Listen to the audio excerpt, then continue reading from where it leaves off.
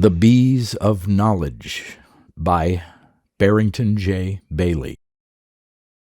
Originally published in the 8th New Worlds Anthology in 1975, and another the following year called the 1976 Annual World's Best SF, which had a new edition under an altered title in 1981.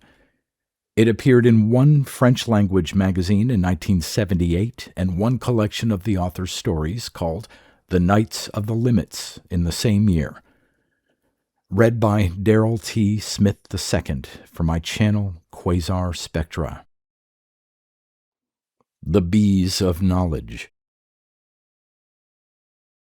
It scarcely seems necessary to relate how I first came to be cast onto Handrea, like a man thrown up on a strange shore. To the bees of Handrea, these details, though possibly known to them, are of negligible interest, since in their regard I rate as no more than an unremarkable piece of flotsam that chanced to drift into their domain. Let it suffice, then, that I had paused to say a prayer at the shrine of Saint Chrysostom, the patron saint of interstellar travelers, when an explosion in the region of the engine room wrecked the entire liner. The cause of the catastrophe remains a mystery to me. Such accidents are far from common aboard passenger ships, though when they do occur, subsequent rescue is an uncertain hope, owing to the great choice of routes open to interstellar navigators and to their habit of changing course in mid-flight to provide additional sightseeing. My timely devotions saved my life, though reserving me for a weirder fate. Within seconds I was able to gain a lifeboat, which was stationed thoughtfully adjacent to the shrine, and, amid flame and buckling metal, I was ejected into space. After the explosion, picking my way through the scattered debris, I learned that no one but myself had escaped. The crushing sense of desolation that comes over one at such a moment cannot adequately be described. Nothing brings one so thoroughly face to face with blind, uncaring nature as this sudden, utter remoteness from one's fellow human beings. Here I was, surrounded by vast light years of space, with probably not another human soul within hundreds of parsecs, totally alone and very nearly helpless. My feeling of isolation mounted to a state of terror when I discovered that the rescue beacon was not operating. Once again I had recourse to prayer, which calmed me a little and brought me to a more hopeful appraisal of my situation. The lifeboat, I reminded myself, could keep me alive for up to a year if all went well. There would have been little point in activating the beacon immediately, in any case. The Starliner would not be reported missing for several weeks, and taking into account the delay before a search was organized and the dozens of possible routes to be surveyed, a sweep within range of the beacon might not occur for months, if at all. During that time, its repair seemed a feasible project, or at any rate not a hopeless one, but it could not be done conveniently in space, and I peered again through the lifeboat's portholes. On one side glimmered a reddish-yellow sun. Close by on the other side hung a big murky globe resembling an overripe fruit, the planet Handrea, to provide a view of which the Starliner had been slowing down at the time of the explosion. It had received its name but an hour previously from one of the passengers, the privilege of naming newly sighted worlds being another of the minor perquisites of interstellar travel, and had already been ascertained as being tolerable as regards chemistry and geology. So, heartened by having at least some course of action to pursue, I turned my small lifeboat towards it. As I passed through them, I made a careful recording of the bands of magnetism and radiation that planets of this type usually possess, noting as I did so that they were uncommonly strong and complicated. I was perturbed to find that the atmosphere was a deep one, descending nearly 700 miles. Upon my entering its outer fringes, the sky turned from jet black to dark brown, and the stars quickly vanished from sight. 100 miles further down, I entered a sphere of electrical storms and was buffeted about by powerful gusts. It had been my intention, had Andrea looked unduly inhospitable, to fly straight out again, but before long it was all I could do to keep on an even keel, not being an expert pilot. Eventually, much relieved after a harrowing passage, I entered the layer of calm air that lies close to the surface and accomplished a landing amid large tufts of a plant, which, though maroon in color, could fairly be described as grass-like. I peered at the landscape. Vision was limited to about 100 yards, and within this span I saw only the mild undulations of the ground, the drab coloration of the vegetation, the dull gray air. Instruments told me that the air was dense, but not of the intolerable pressure suggested by the depth of the atmosphere, consisting of light, inert gases and about 5% oxygen. The temperature at 20 degrees was comfortable enough to require no special protective clothing. After a while, I put on an oxygen mask, not trusting myself to the outside's natural mix, and equalized pressures before opening the hatch. Taking with me the lifeboat's toolkit, I stepped outside to remove the beacon's service plate. Underfoot, the maroon grass had a thick-piled, springy texture. As I moved, the air felt thick, almost like water, and perfect silence prevailed.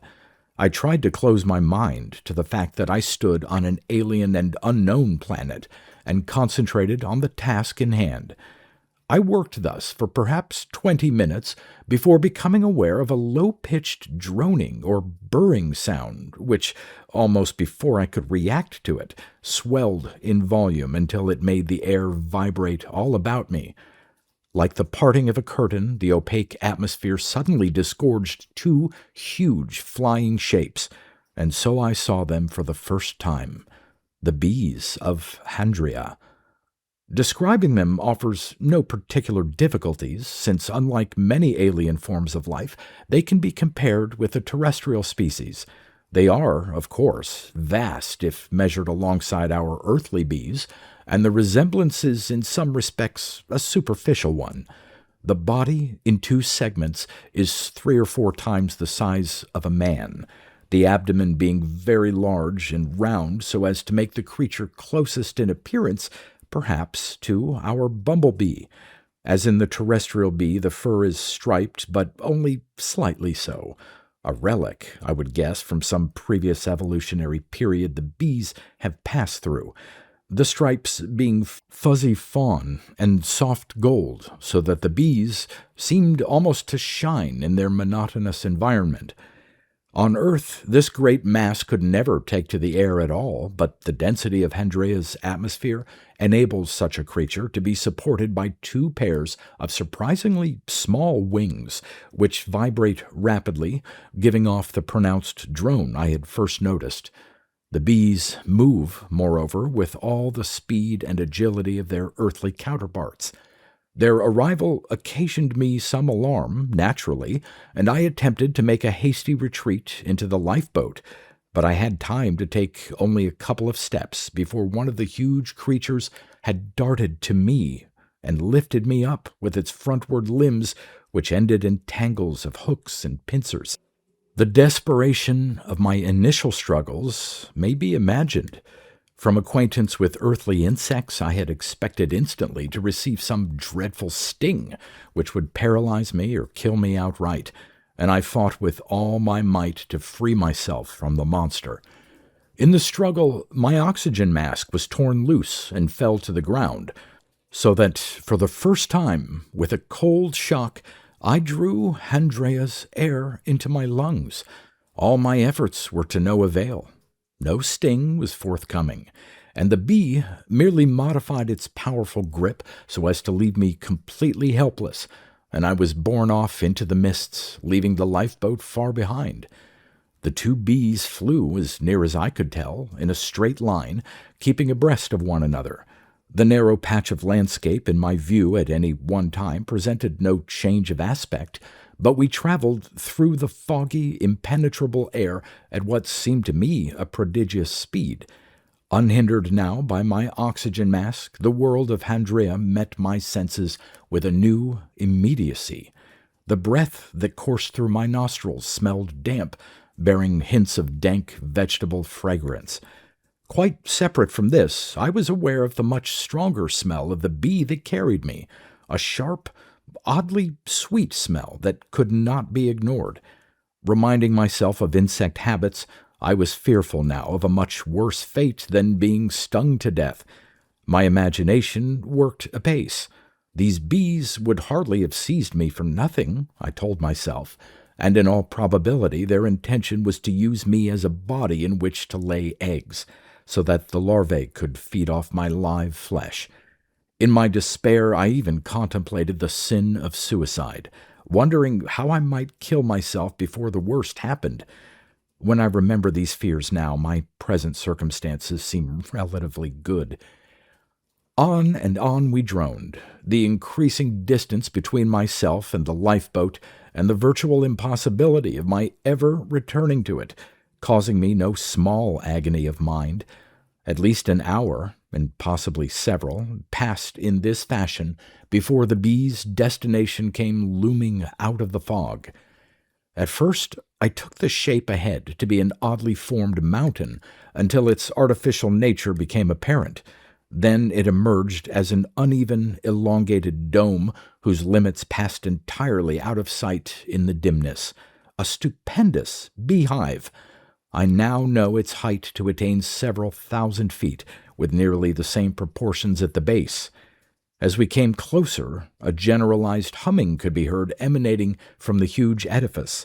At the same time, I saw giant bees flitting hither and thither, coming and going from the great hive. We approached an entrance set about 100 feet from ground level, and without pause passed through to the interior.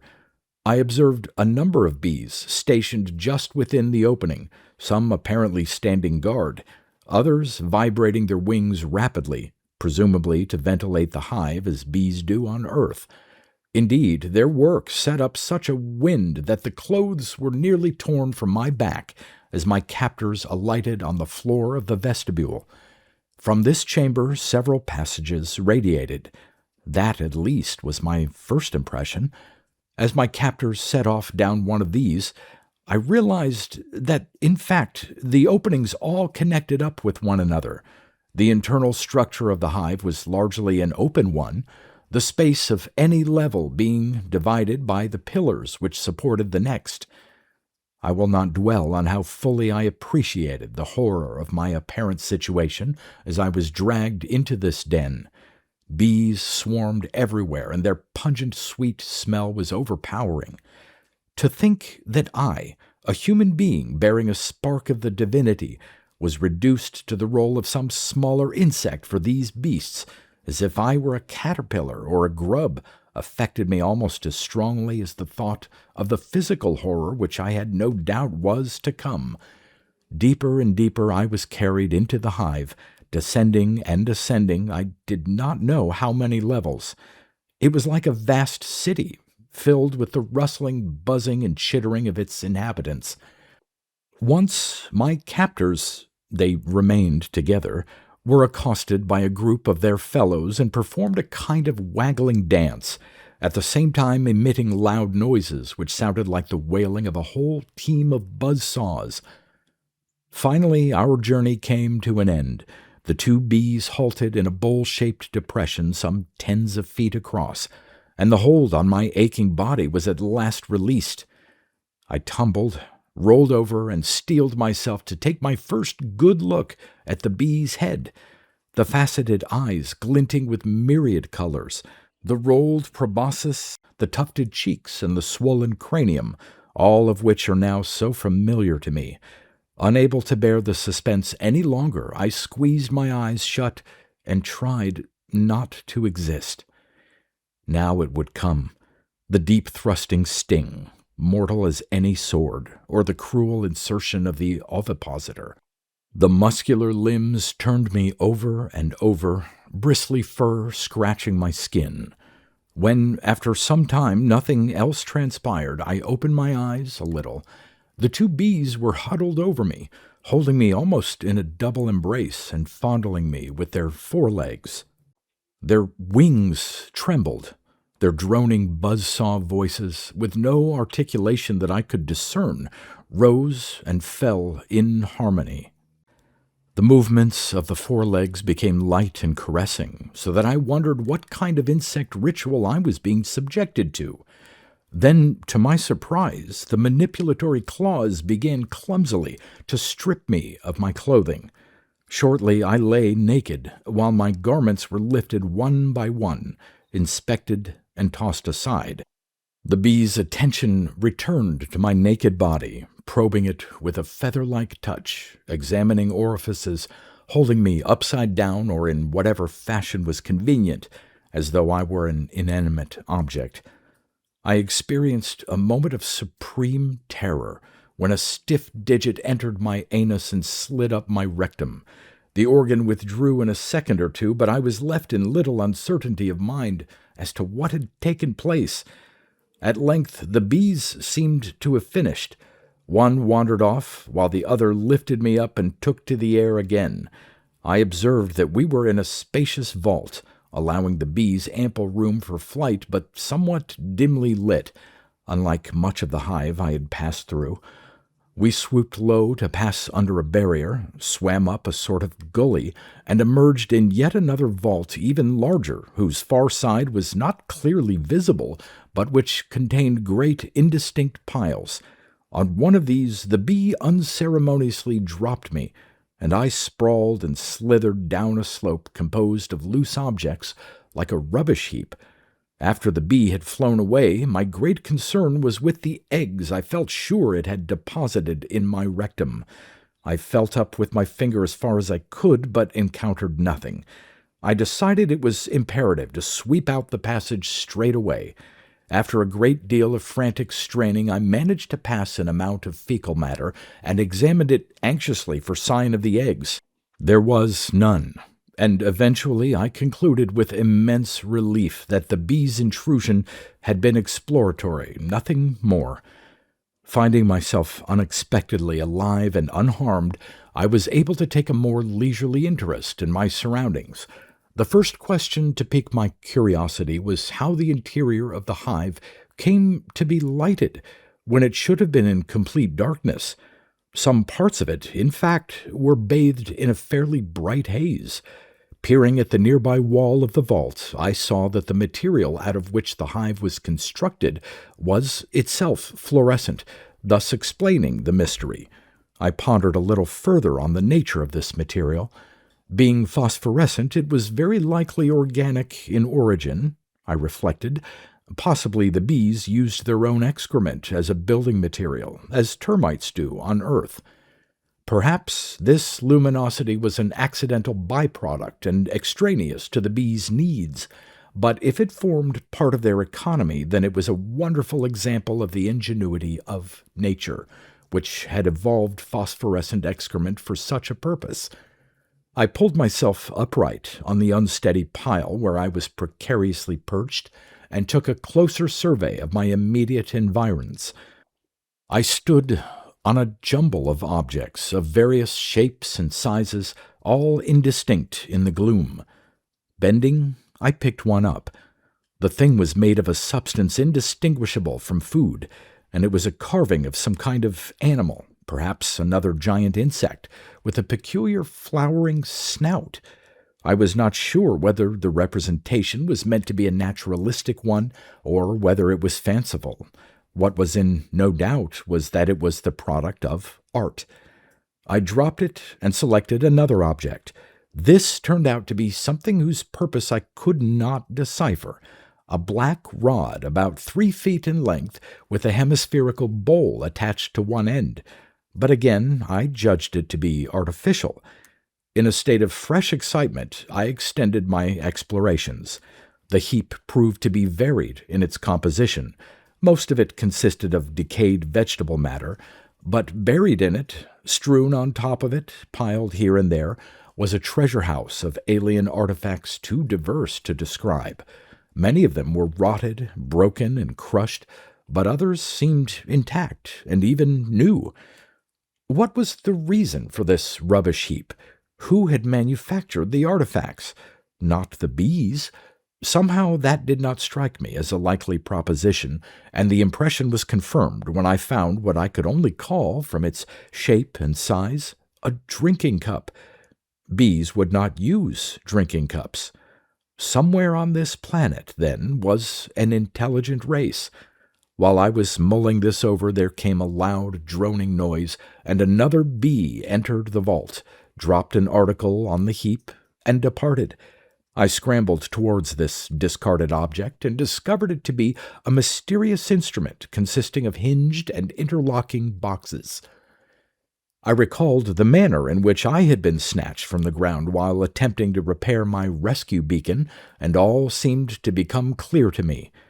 The bees had a magpie instinct. They were collectors of any object they came across that attracted their attention. I, just like anything else, had been added to their mindless horde. For some time, that remained the total of my understanding of the bees of Handrea. At length I clambered down from the pile and began to explore beyond the vault. By now, hunger was beginning to affect me, and while I still could not speculate as to what my future might be, I wondered as to the possibility of obtaining food. My needs were answered much sooner than I had expected. Half an hour of probing, trying always to keep track of my movements, brought me to a wall which exuded a heavy, sweet aroma.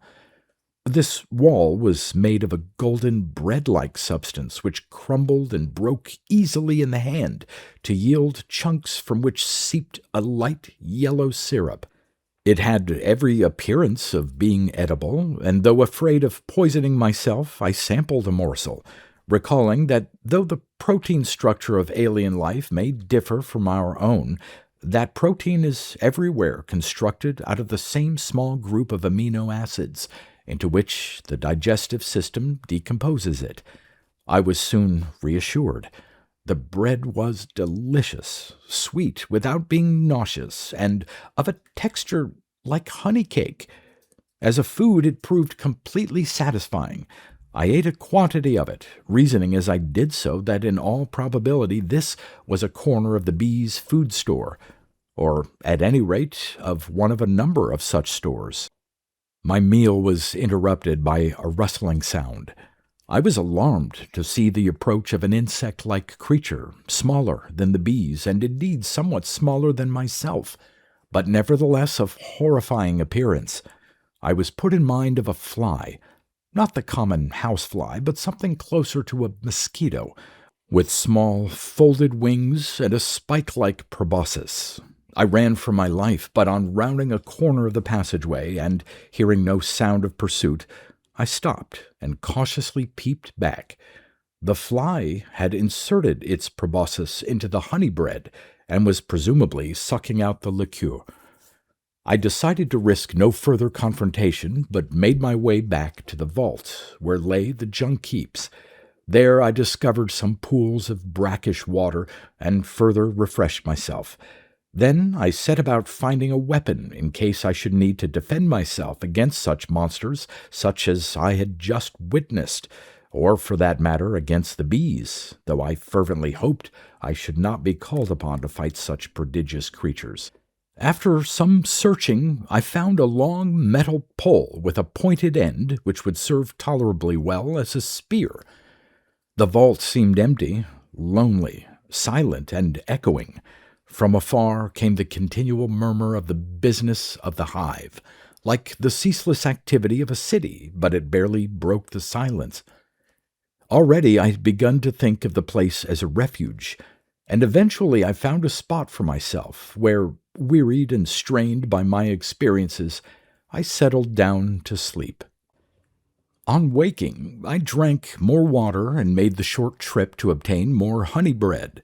Then, naked though I was, and armed with my spear, I set out to explore the hive in earnest.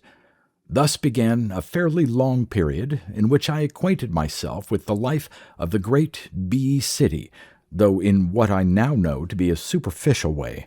Slowly and tentatively I explored the passages and galleries, making sure all the time that I could find my way back to the familiar territory of the junk heaps, where I was at least assured of water and food, and to which I periodically returned to rest.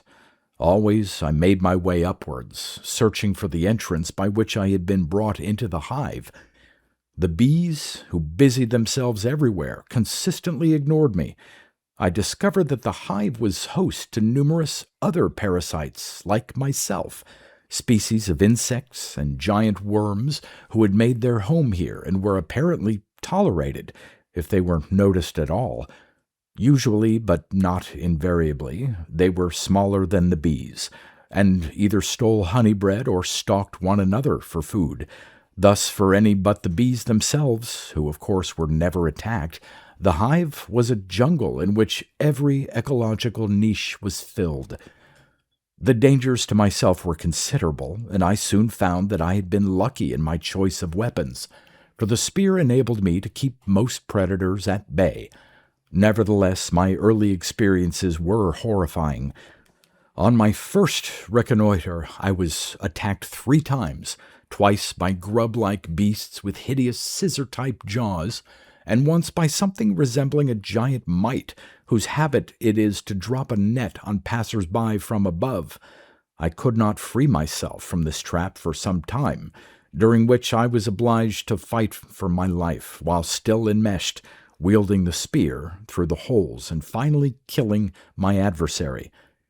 I quickly learned which species were harmless and which to beware of. I learned to recognize the kind of corners and approaches the predators were apt to lurk in, and so these bouts of deadly combat became much less frequent. My third sortie brought me at last to the entrance. I hesitated on the approach to the vestibule, seeing ahead of me the humped shapes of the guards, and bracing myself against the wind set up by the whirring wings of the ventilator bees. So powerful was this dense current that when I finally went forward, I was obliged to edge myself across the floor with the help of my spear. I stopped close to the broad, slot-like opening and looked out into the free air of Handrea. A fog-like cold smote my skin, in contrast to the warmth of the hive. I could see only thick, misty air which eddied and swirled as more bees came to alight inside the entrance. The ground was quite out of sight. I believe the guards would not have prevented me from leaving the hive. I could have scrambled down its rough surface to the ground, but where to then? I had no means of achieving the goal which had been uppermost in my mind, that of returning to the lifeboat and completing the repair of the beacon. Not only had I no idea of which direction to take, but I had no way of holding to that direction if I found it. Once away from the hive, I would be unlikely to locate it again, and would die of hunger or thirst, or else fall victim to larger predators that I had not yet seen. But could I accept the corollary, that I must live out my remaining years in the hive with the status of a parasitic worm? A curiously forlorn, deserted feeling came over me. I felt that I had been treated badly during the explosion on the passenger liner. My companions had all died and been spared any further problems, but I had been excluded from the common fate and left alone, abandoned by death. This odd and sinful feeling lasted but a minute or two. With heavy heart, I made my way back down below, wondering if I could pluck up the courage for the near-suicide attempt to retrace the course of the bees who had brought me here.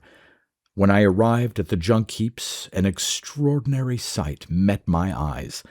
There, flung at a lurching angle atop the nearest pile, was the lifeboat. I scrambled up the heap towards it with a cry of joy.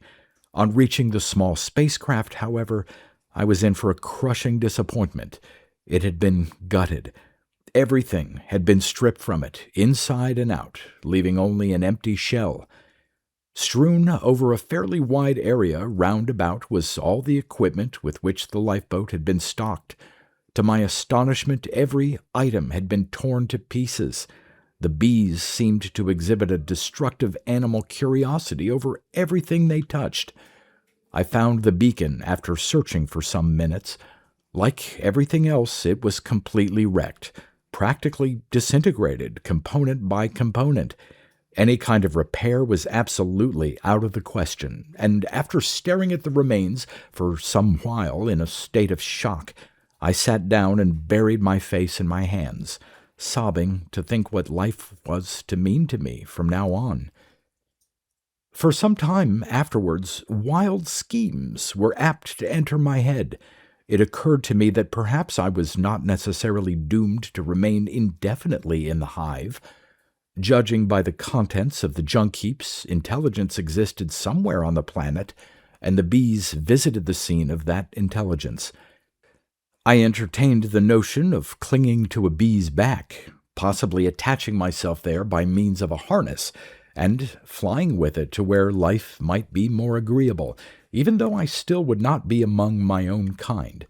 It was even possible, I conjectured, remembering that some of the artifacts I had seen denoted a fairly advanced technology, that once learning of my plight, the creatures I met would be kind enough to set up a beacon of their own to signal the rescue ship, if I could explain its mode of operation clearly enough.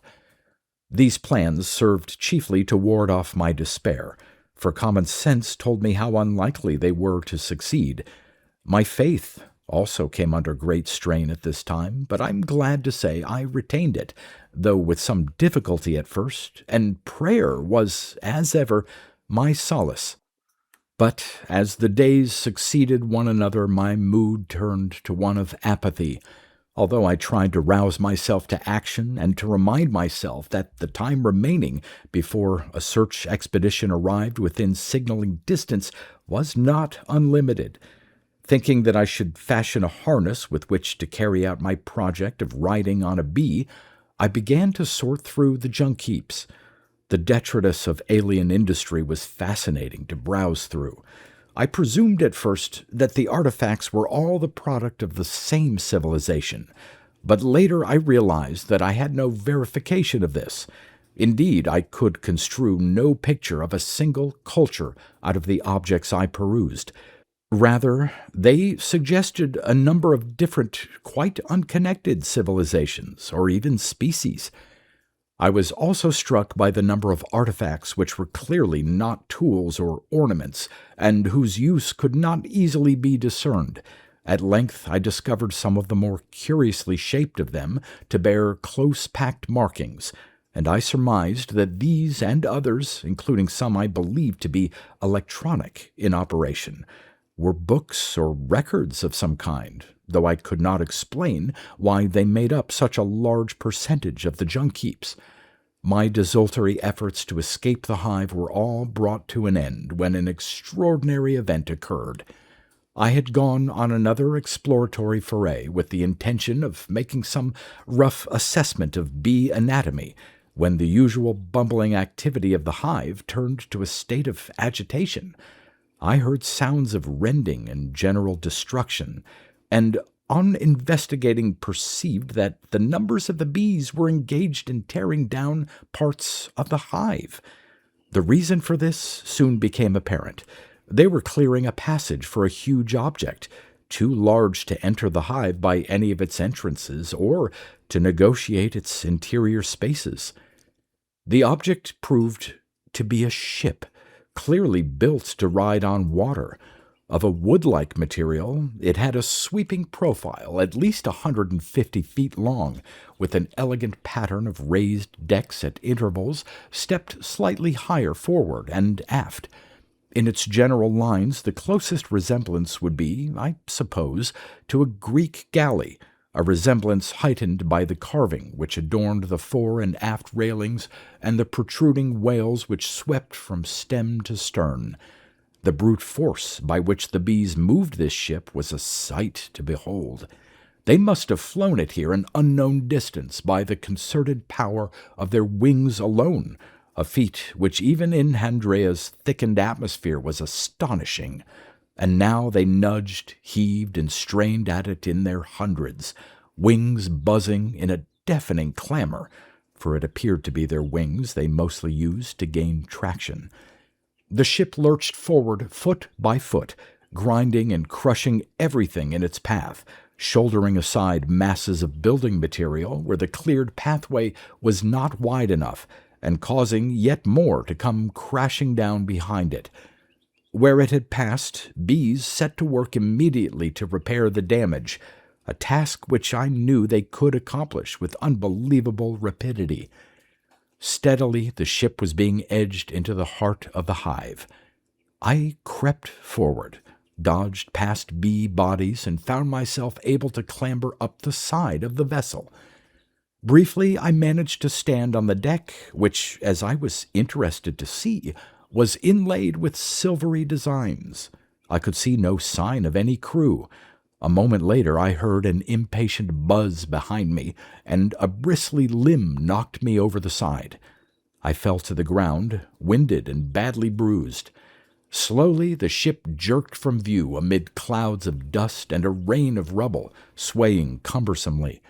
Limping, I followed, still curious and wondering how the bees were regarded by the intelligent race or races from whom they filched so many valuable artifacts. It occurred to me that for all my wanderings I had remained in the peripheral region of the hive, my mind obsessed by the idea of escape. Vaguely I had imagined the hive to present the same aspect wherever one stood in it, but venturing deeper into the interior in pursuit of the ship, I saw my mistake.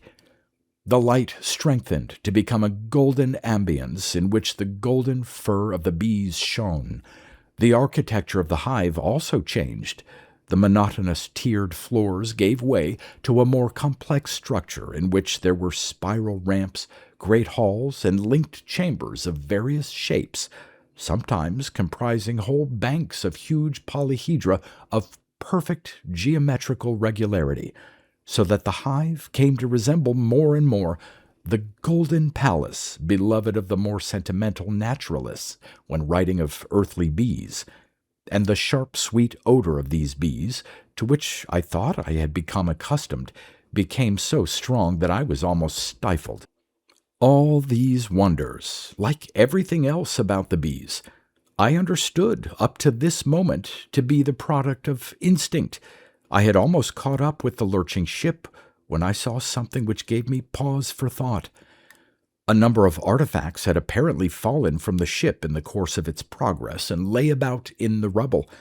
One bee lingered and was playing with a device made of a shiny brown material, in shape somewhere between a sphere and a cube, and numbering among its features several protuberances and a circular plate of dull silver.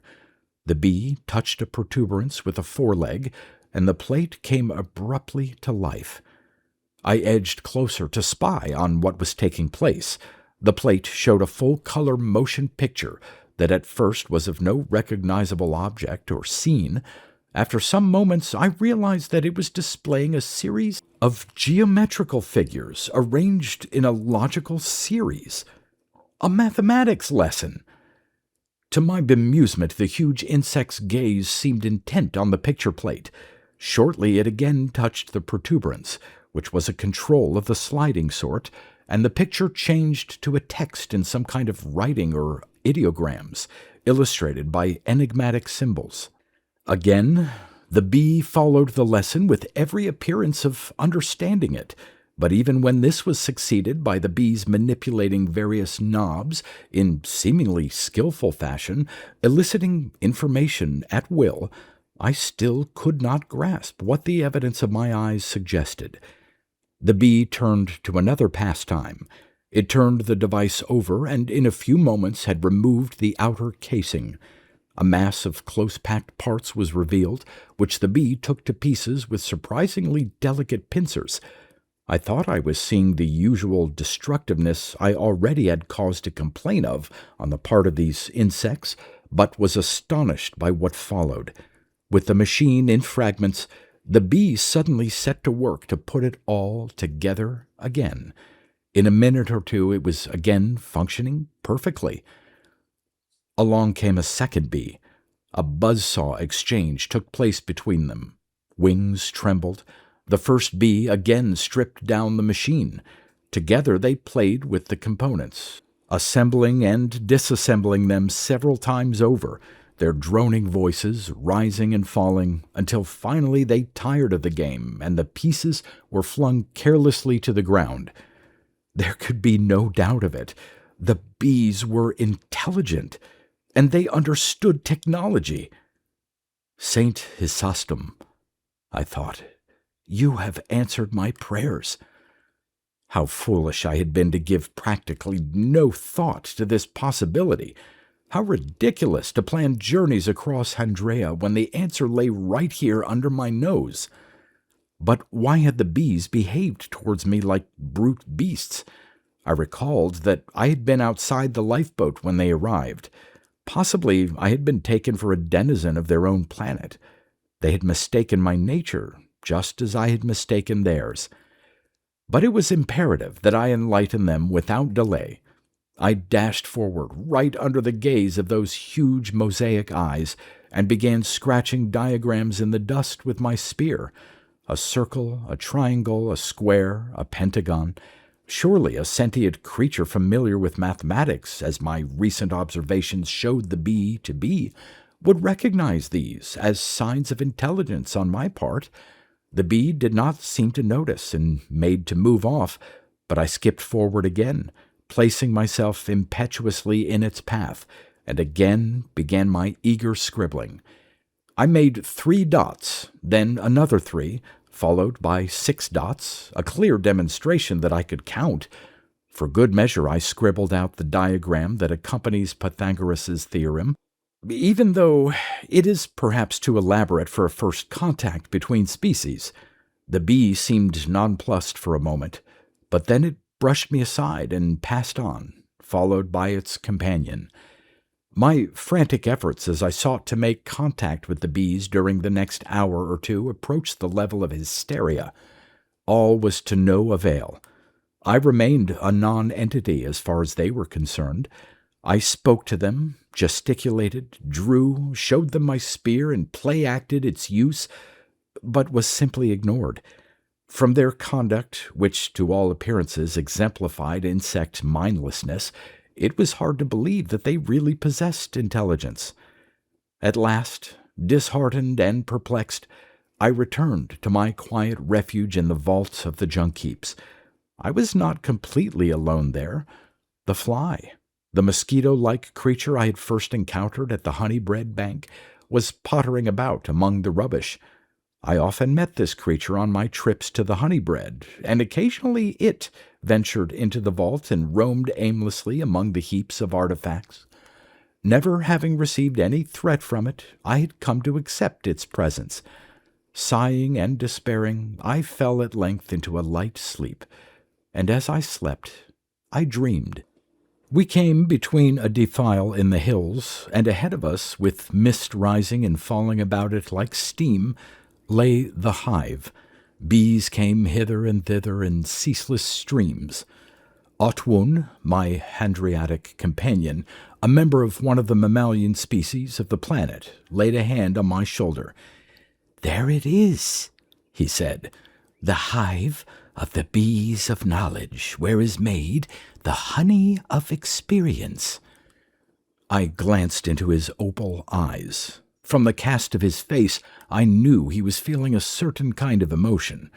"You seem afraid of these creatures," I remarked. "Are they dangerous?" "They are voracious and implacable," he answered. "They know everything old and discover everything new. They range over the whole world in search of knowledge, which is their food, taking it wherever they find it, yet no man can communicate with them." An aloof intelligence, then?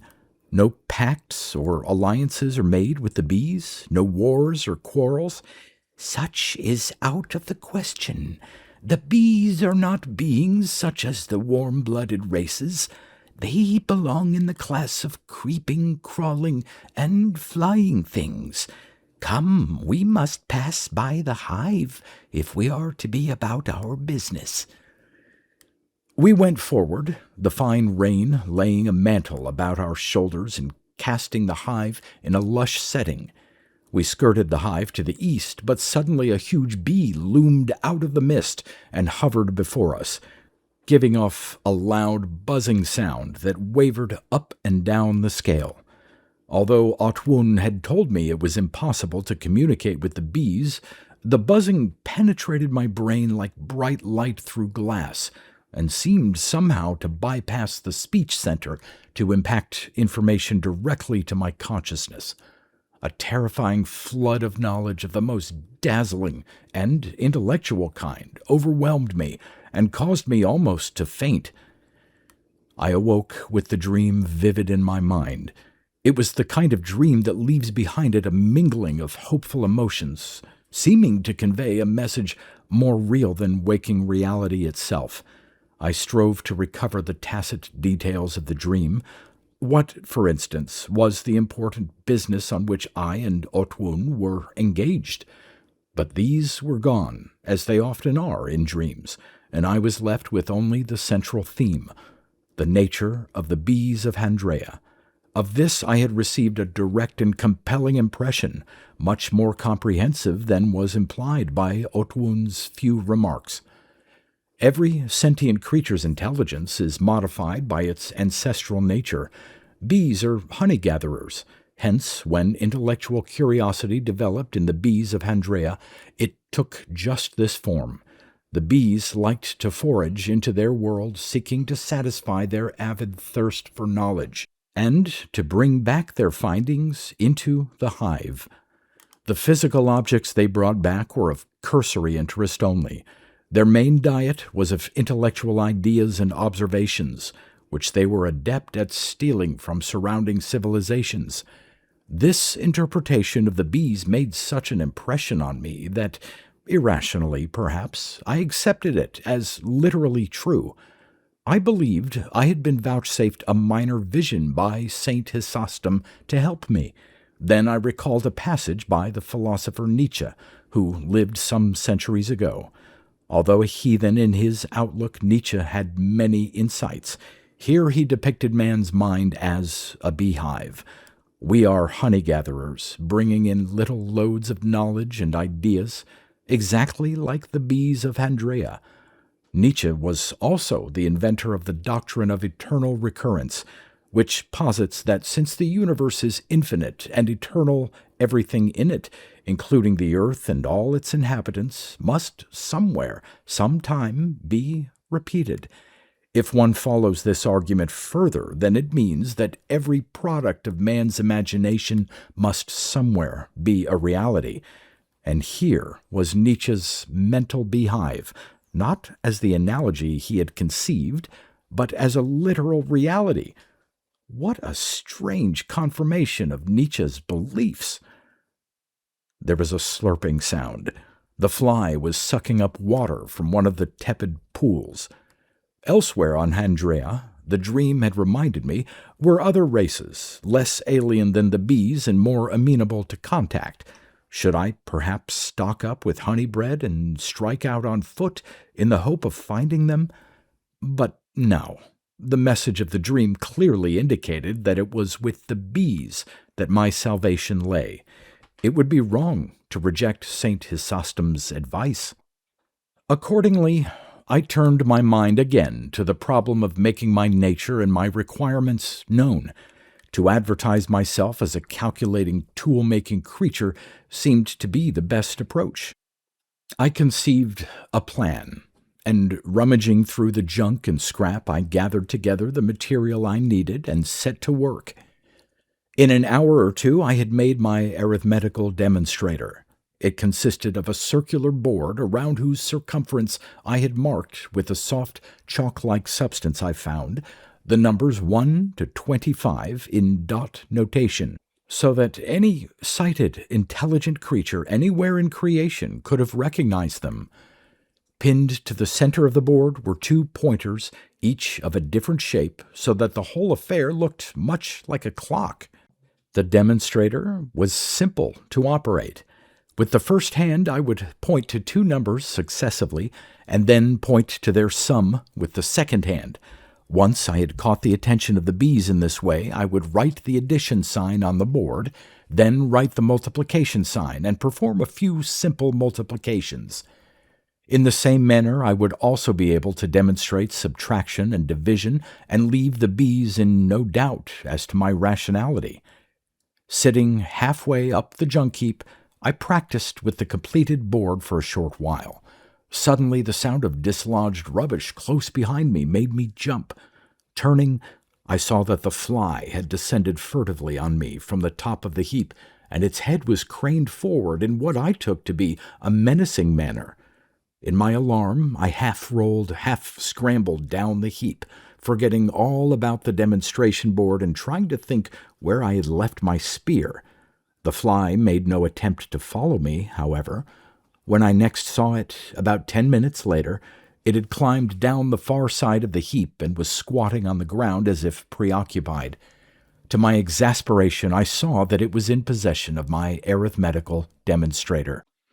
Having found my spear, I decided to use the fly's own tactic against it to recover the board. Carefully, making as little noise as possible, I skirted round the heap and climbed up it on all fours so as to bring myself above and behind the fly. Then I began a stealthy descent, reasoning that a noisy attack at close quarters would be enough to scare the insect into abandoning the board, just as I had done. Less deftly than the fly, I climbed to within a few feet of it. Its hearing did not seem particularly acute. It took no notice of my less-than-silent approach, but before I launched an onslaught, I noticed something purposeful about the movement of its foreleg and stayed my hand. The fly was playing with the demonstrator, displaying computations on it exactly as I had intended. On each occasion, it moved the first pointer twice and the second pointer once. 5 and 8 equals 13. Addition. 4 and 6 equals 24. Multiplication. The fourth or fifth manipulation I observed made me think at first that these results were coincidental. 2 and 3 equals 8. Incorrect. Then it struck me. 2 to the power 3 equals 8. My amazement, not to say bewilderment, was so great that the spear dropped from my hand. I could not doubt but that the fly, too, possessed intellectual power. Here was my introduction to the bees. But why was the fly, if it belonged to an intelligent species living the life of a scavenger? Was it, perhaps, trapped in the hive, as I was? Or was every insect species on Handrea intelligent, as a matter of course? I slithered to the ground and stood near the fly, forcing myself to disregard its powerful stench. It moved back but a few feet when I reached out my hand to pick up the demonstration board and regarded me intently as I spelled out the initial steps of our dialogue. So began an incredible period of learning and interchange between my friend the fly and myself. To be honest, the learning was mostly on his part, for I could never have absorbed information as he did.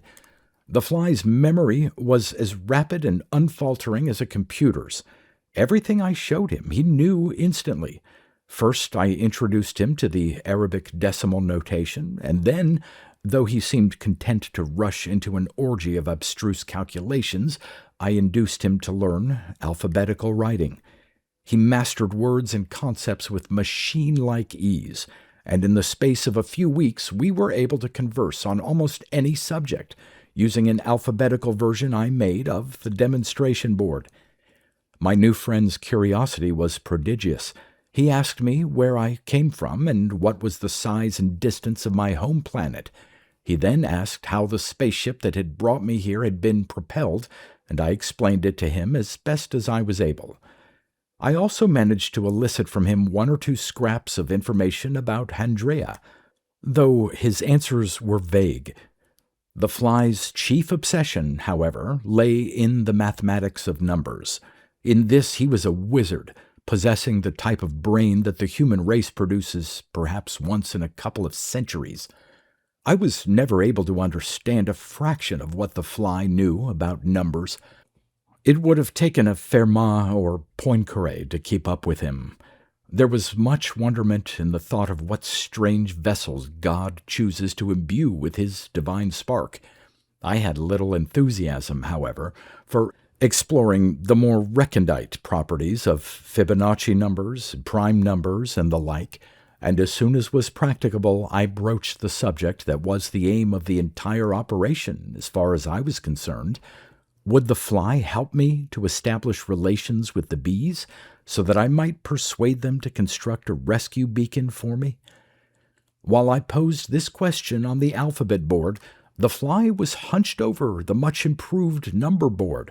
Although I was sure he read my request as I presented it to him, he gave no sign of understanding it and continued playing with his own board.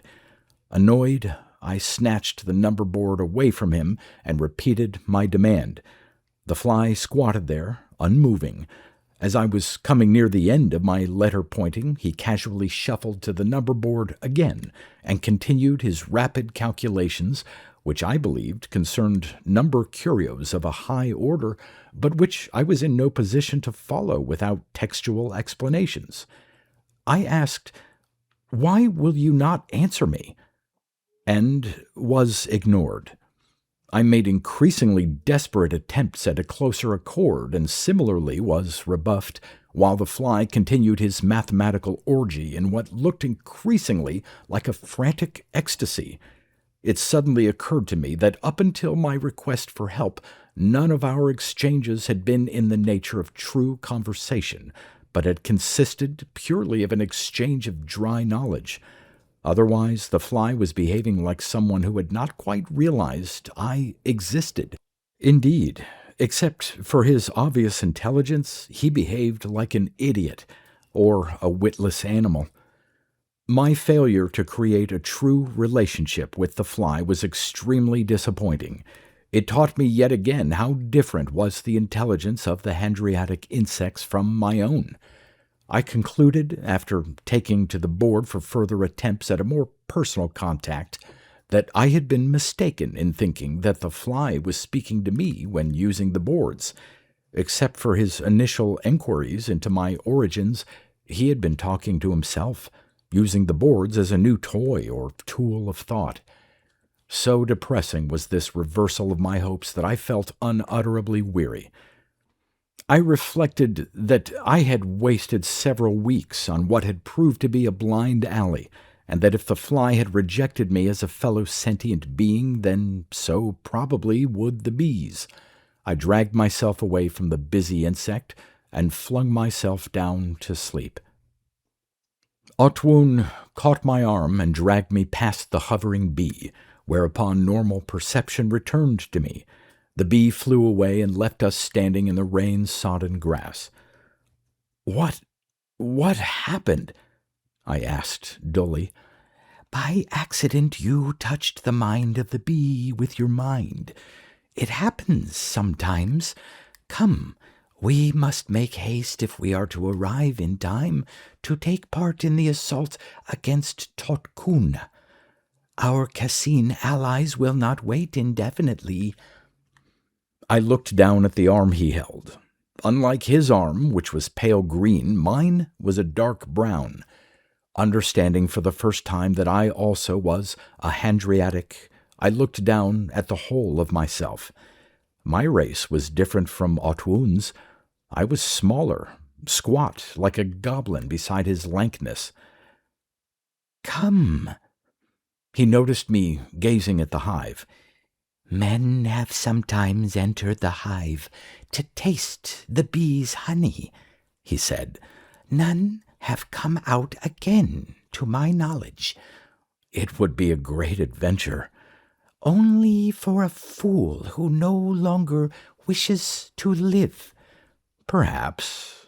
Give my greetings to the Cassine." I moved away from him, walking slowly towards the hive. I had slept but a few minutes, and on waking found my mind buzzing with new energy. The dream. I was sure the dream was telling me what to do. I had taken the bees too much for granted, not pondering enough as to their true nature, and yet all I had to do was to think about terrestrial bees. The gathering of nectar was not the end of the bees' food-making process. That nectar was taken into the hive and made into honey. The same must be true, I reasoned, of the bees of Handrea and their gathering of knowledge. That knowledge was further refined in the depths of the hive. But what was the honey that resulted from this refining? Men have sometimes entered the hive to taste the bees' honey, the bees of knowledge, the honey of experience. The phrase came into my mind. I did not know from where. Of course. The answer came to me in a flash. It explained everything. Why the bees ignored me, why they pulled artifacts to pieces and abandoned them, apparently fashioning nothing similar themselves. Social insects, as individuals, are not complete. They live only to serve the hive or colony. Usually they are biologically specialized to perform specific functions and are oblivious of any other. Workers do not know sex. Drones do not know anything else. The individual bees I had encountered were not by themselves intelligent. What was intelligent was the hive mind, the collectivity of all the bees, existing as some sort of separate entity. This mind sent out its golden insects to bring back items of interest from the surrounding world. The bees collected ideas and observations which were then mulled over by the mind to provide itself with experience. Because the hive mind itself had no direct perception, everything had to come through the bees. Experience was the honey that was made from this dry, arid knowledge. It was the hive mind's food, and it was the hive mind, not the individual bees, that would understand my needs. Could it have been the hive mind and not Saint Chrysostom, I wondered, that had been calling to me through my dreams? At any rate, my course of action seemed clear. I must descend deep into the hive in search of the mind, hoping that I could contact it somehow. The fly was still fiddling with the number board when, for the last time, I left the dim vault of the junk heaps. How close I was to the truth, and yet how far. Armed as usual with my spear, I set off, heading for the very center of the hive where I imagined the mind to manifest itself. The damage caused by dragging the alien ship into the interior had all been repaired. The ceaselessly busy and largely inconsequential-looking activity of the giant insects went on all around me. The bees rushed to and fro, buzzsaw voices rising and falling, and wings trembling on meeting, or performed their odd waggling dance before one another. Except for their size and some physical differences, it could have been any beehive on earth. I journeyed through the golden chambers I have already described. Beyond these lay a labyrinth of worm-like tunnels in which were interspersed empty egg-shaped chambers or nests. I discovered this to appertain to the hive's reproductive arrangements, for eventually I entered a part of the labyrinth that was not empty. Here larvae crawled about the chambers, tended by worker bees. Then I suddenly broke through the labyrinth and was confronted by an enormous honeycombed wall extending far overhead. Each cell of this honeycomb evidently contained an egg, for newly hatched larvae were emerging here and there and crawling down the surface. Somewhere, conceivably, was a huge bloated queen, mother to the whole hive. Could this queen constitute the intelligence I sought? I rejected the idea. As among earthly insects, she would be totally overburdened with her egg-laying role and unfit for anything else. A longitudinal slit, about 8 feet in height, separated the honeycomb from the ground. Since my destination lay in this direction, I passed through it and walked, in semi-darkness for a time, with the bulk of the honeycomb pressing down above me. Then the space seemed to open up abruptly, and at the same time I was in the midst of a golden haze, which intensified with each step I took, so that the limits of the place I was in were indistinct. Vague shapes loomed at me as if in a dream. Among them was the alien ship I had seen carried into the hive, sliding past me as if into a mist. My foot caught against something.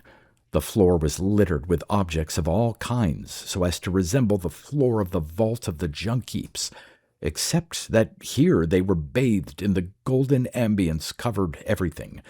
I went on, picking my way among them. Presently I heard a familiar buzzing sound. Ahead of me were a number of bees that appeared to be in an ecstatic trance. Their legs were rigid, their wings were open and vibrating tremulously, their antennae quivered, while the droning they gave off had an almost hypnotic effect. During the course of my journey, I had gradually become aware of an oppressive feeling in my head and an aching sensation at the bridge of my nose. These feelings became unbearably strong in the golden haze.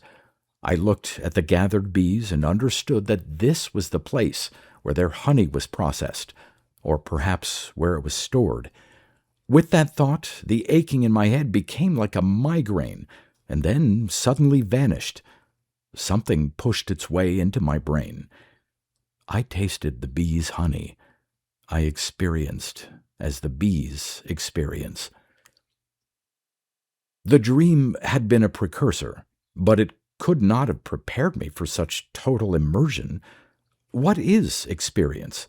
It comes through the senses, is processed by the mind, and presented to the consciousness.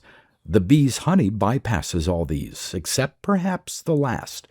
It is raw experience, pre-digested, intensified, blotting out everything else. This honey has an actual physical basis: magnetism. Handrea's magnetic field, as I have mentioned earlier, is unusually strong and intricate. The bees have incorporated this magnetic intricacy into their evolution. By means of it, they are able to perform a kind of telepathy on the creatures they borrow their knowledge from, using magnetic currents of great delicacy to read the memory banks of living minds. By tuning in to Handrea's magnetic field, they know a great deal about what is taking place across the planet, and by the same means they can extend their knowledge into space within the limits of the field. Thus they knew of the accident aboard the passenger liner, and perhaps had learned much of mankind before I ever set foot on Handrea. Sometimes magnetic strains from this golden store sweep through the hive in wayward currents. Twice these currents had impinged on my mind to create dreams, giving me the information that had led me into this trap. I do not know how long my first trance lasted. When it ended, I found myself lying on the floor and understood that I must have been overwhelmed by the rush of impressions and passed out. Clarity of the senses lasted only a few minutes, however. The magnetic furor swept through my brain again, and once more I was subjected to amazing experiences. One does not lose consciousness during these trances. It is rather that one's normal perceptions are blotted out by a stronger force, as the light of a candle is annihilated by the light of the sun. And what are these stronger experiences? How am I to describe the contents of alien minds? At first, my experiences were almost wholly abstract, but possessing a Baroque quality quite different from what one normally thinks of as abstract. When I try to recall them, I am left with a sense of something golden and ornate, of Swedish musk aromas, and of depth within depth. Like my friend the fly, the bees are much interested in mathematics, but theirs is of a type that not even he would be able to understand, any more than I could, except intuitively when I was in the grip of the trance. What would he have made, with his obsession with numbers, of the bee's theorem that there is a highest positive integer? To human mathematicians, this would make no sense. The bees accomplish it by arranging all numbers radially on 6 spokes, centered about the number 1. They then place on the spokes of this great wheel certain number series which are claimed to contain the essence of numbers and which go spiraling through it, diverging and converging in a winding dance. All these series meet at last in a single immense number. This, according to the theorem, is the opposite pole of the system of positive integers, of which 1 is the other pole and is referred to as hyper-1. This is the end of numbers as we know them. Hyper-1 then serves as 1 for a number system of a higher order. But to show the hypothetical nature of the bees' deliberations, there is a quite contrary doctrine, which portrays all numbers as emanating from a number plenum, so that every number is potentially 0. These are items, scraps, crumbs from the feast of the bees' honey. The raw material of this honey is the knowledge and ideas that the individual bees forage from all over Handrea. In the safety of their hive, the bees get busy with this knowledge, converting it into direct experience.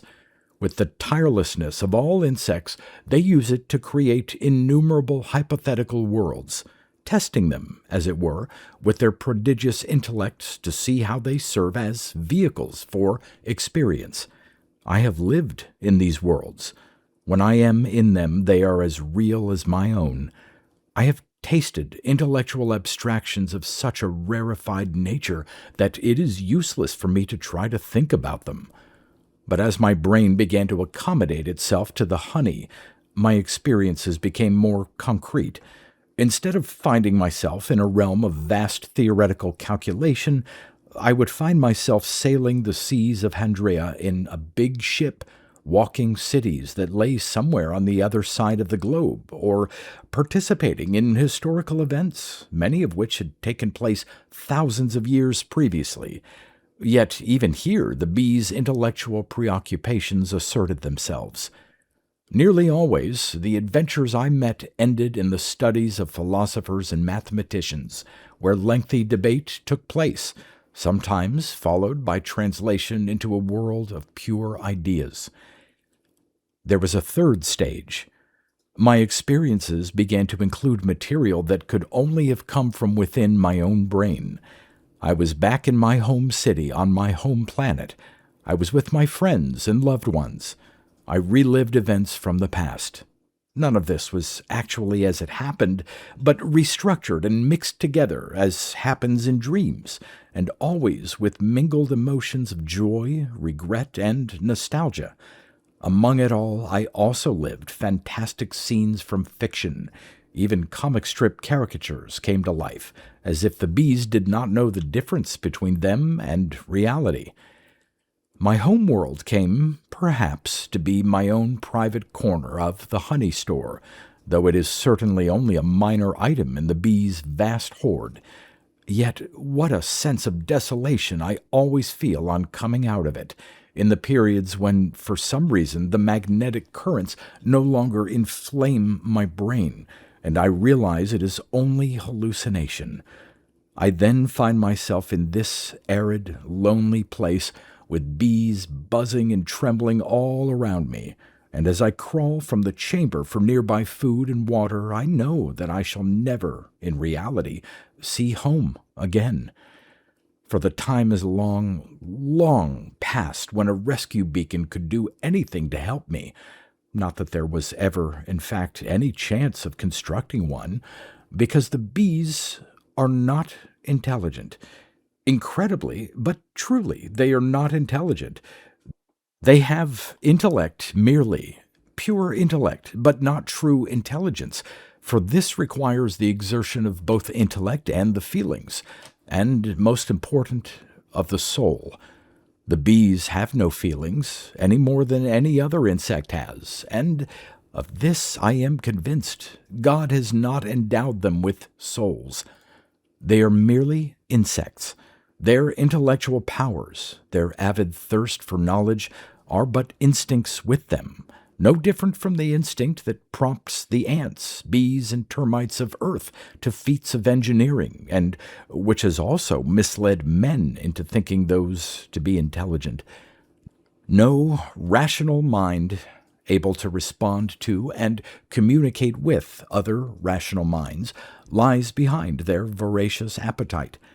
It seems fitting that if by some quirk or accident of nature intellectual brains should evolve in that class of creature roughly corresponding to our terrestrial arthropods, and Handrea offers the only case of this as far as I know, even though insect-like fauna are abundant throughout the universe, they should do so in this bizarre fashion. One does not expect insects to be intelligent, and indeed they are not, even when endowed with analytical powers greater than our own. But how long it took me to grasp this fact when I strove so desperately to convey messages to the hive mind.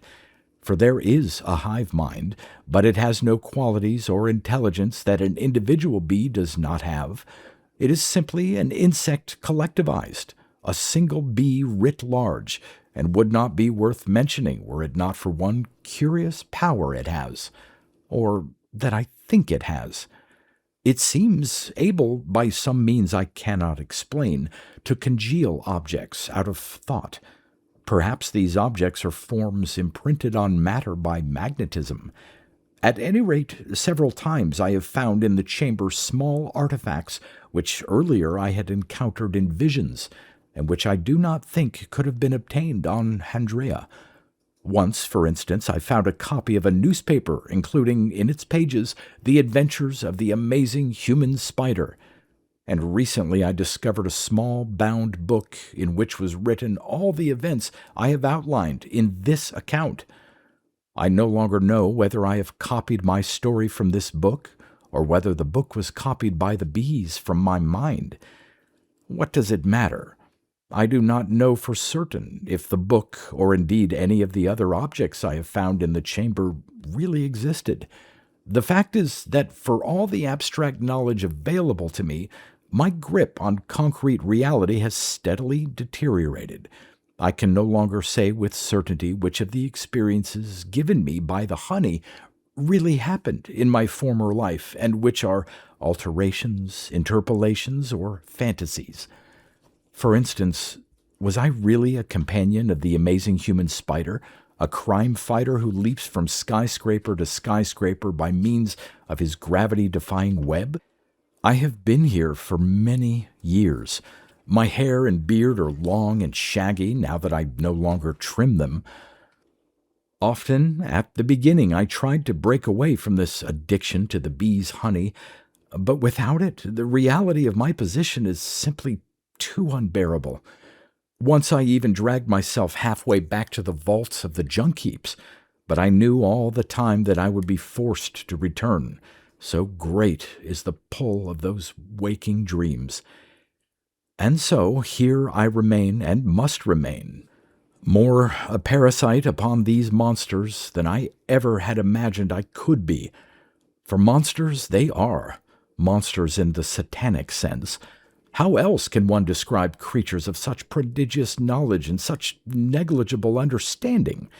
And for my enjoyment I have this honey, this all-spanning knowledge, mad knowledge, too great for human encompassing and fit only for these manic bees and the work of their ceaseless insect intellects, knowledge that has no meaning, nothing to check or illuminate it, and which produces no practical end. And yet I know that even here, amid the unseeing bees of Handrea, far from the temples and comforts of my religion, God is present.